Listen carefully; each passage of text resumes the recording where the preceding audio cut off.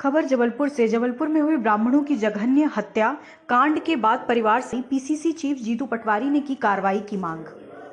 ब्राह्मणों की निर्मम हत्या के बाद विपक्ष हमलावर हो चुका है। जीतू पटवारी ने न केवल परिवार से मुलाकात की बल्कि दोषियों पर कार्रवाई की मांग करते हुए परिवार को 2-2 करोड़ रुपए और सरकारी नौकरी देने की बात कही। जीतू पटवारी ने कहा, लचर कानून व्यवस्था और लाचार गृह मंत्री की कीमत एक परिवार कैसे चुका रहा है, इसका एक और सबूत मध्य प्रदेश की जनता के सामने है। मोहन जी, पूरी बीजेपी सरकार को इन आंसुओं में डूबकर मर जाना चाहिए। सरकारी संरक्षण में खुलेआम चल रहे अवैध धंधे हत्यारे हो गए हैं।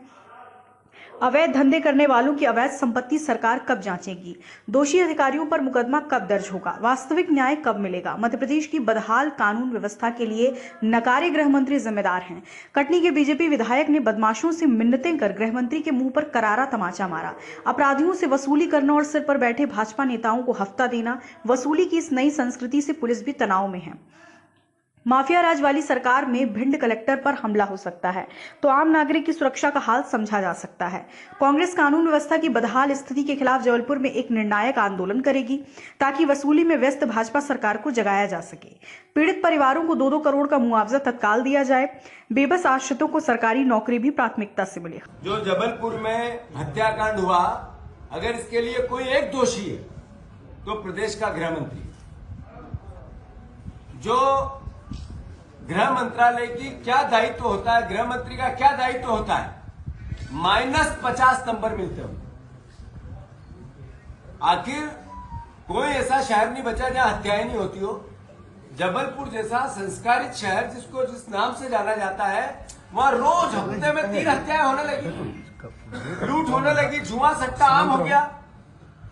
मंत्री यहां का है, मंत्री का काम सिर्फ एक तरह से अद्भुत करप्शन को बढ़ावा देना बच गया।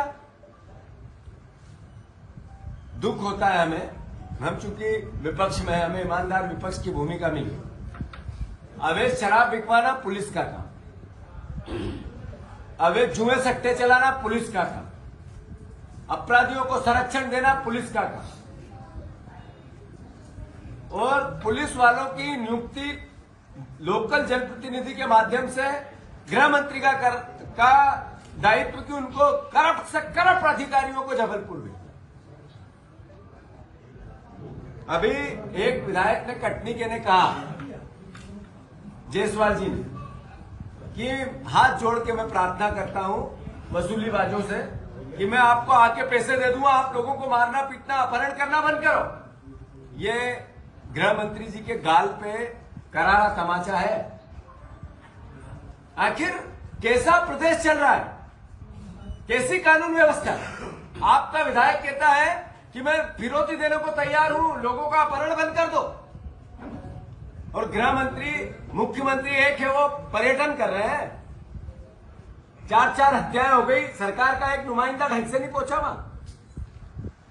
उनकी मां बिलक बिलक के कहने लगी कि हम पुलिस के पास गए थे, अगर वो कार्रवाई कर देते तो शायद हत्या नहीं होती 20 दिन पे।